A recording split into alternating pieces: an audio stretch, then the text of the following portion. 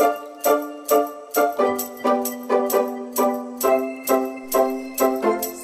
mga kamamshi, ready na po ba kayo sa ginawa nating arroz Valenciana mga kamamshi? So, wag na natin patagalin pa mga kamamshi para sabay-sabay tayong mag-crave. So, ayan na po yung ating ginawang arroz Valenciana mga kamamshi. So, syempre para sa akin, perfect na po itong mga kamamshi. And, super masarap, as in, well recommended na sana one day matry nyo rin yung ganitong klaseng luto mga kamamshi. So, easy lang naman siyang gawin. Basta meron lang tayong mga ingredients sa bahay. So, follow nyo na lang mga mamshi yung paano ko siya ginawa. And, many times na akong nakagawa nito mga kamamshi. As in, super sarap po talaga.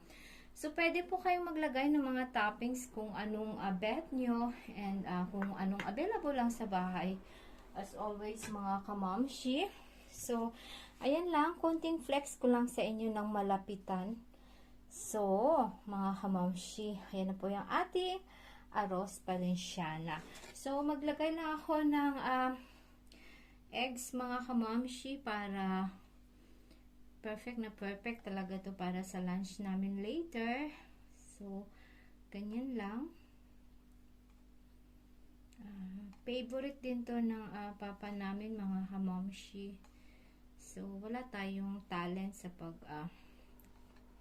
pagganda ng ating mga video pero masarap naman mga kamamshi.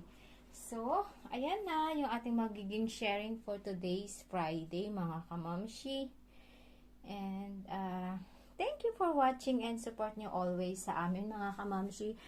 Ayan. Yummy delicious mga kamamshi. Super sarap. Hindi ko na mahintay yung papa namin. Baka kumain na ako nito. So, ayan. Thank you so much and happy weekend everyone. Ciao!